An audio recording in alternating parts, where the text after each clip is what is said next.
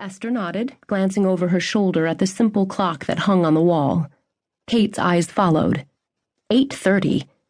It was growing late, and with all of that snow, she didn't want any delays getting home. Esther looked as concerned as Kate felt. "I saw him earlier," Esther said after a moment of hesitation. "Thought he left with Ruth, ain't so? He wasn't singing with us." With a simple shrug of her shoulders, Kate refused to reply. It wasn't her place to speculate about whom David ran with, and even less her place to gossip about whom he might be courting. And if others suspected that David left with Ruth earlier, that was none of her business, as long as he returned to take her home. Esther raised an eyebrow. "I could ask my dad to take you home, if you'd like." She glanced over her shoulder at the small group of remaining people. "Or mayhaps one of the Esch brothers could." "David will come," Kate replied instead, turning back to the window, silently willing David to appear. "Please don't embarrass me again," she prayed silently. The last thing she wanted was for Samuel Esch, or his younger brother John, to feel compelled to drive her home in this dreadful weather. "I didn't even know it was to snow at all. Sure am glad we don't live far." 5 minutes passed before she saw the familiar buggy, a pair of black and white fuzzy dice hanging from the rearview mirror, pull into the driveway and stop in front of the porch. Relieved, and a touch irritated, she hurried toward the door, pulling on her jacket as she passed the remaining group of young people. Despite recognizing them, she lowered her eyes as she passed.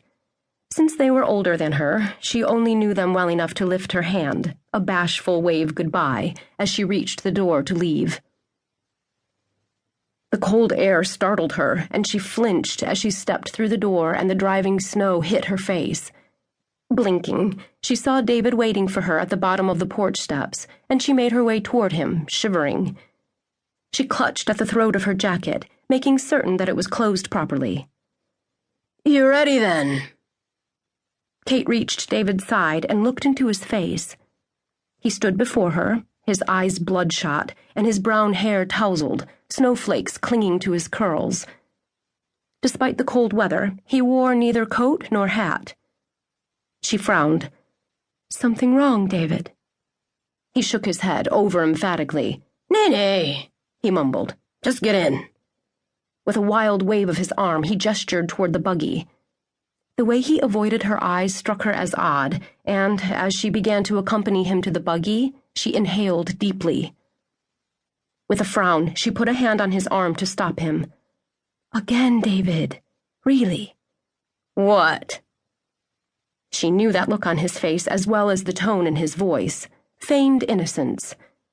She didn't buy it for 1 minute. With a shake of her head, she took a step backward and crossed her arms over her chest. The icy wind picked up, and she was grateful that the wide brim of her black bonnet shielded her face when she tilted her head away from the snow. "I'm not getting in that buggy with you." "Aw, come on." He shook his head in frustrated disbelief as he reached for her arm, grabbing it none too gently. "I'm not going anywhere with you," she hissed in a low voice, yanking her arm free. "Not with you driving anyway." "Well, I'm sure not letting you drive my buggy. It's brand new and the roads are slick," he snapped, his temper flaring at the suggestion.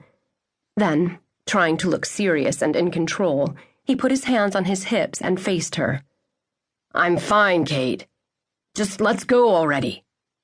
"You're not fine," she retorted, her voice low and calm. "You're drunk." "You're not my mother, Kate." "Mayhaps you should listen to me for once," she said. "I did once," he snapped. "And look what happened." She cringed at his words, the hateful tone sending her down an all-too-familiar path in her memory. How many times would he say things like this to her? Would he ever tire of making her relive the pain? Each time he found some way to refer to Jacob, that fateful day 12 years ago felt as fresh and vivid as the bright new snow on the ground. For a long moment, they stared at each other, as if the struggle froze them in place at the bottom of the porch steps. Voices from inside came suddenly closer, and Kate realized it was most likely the remaining youth preparing to leave before the storm.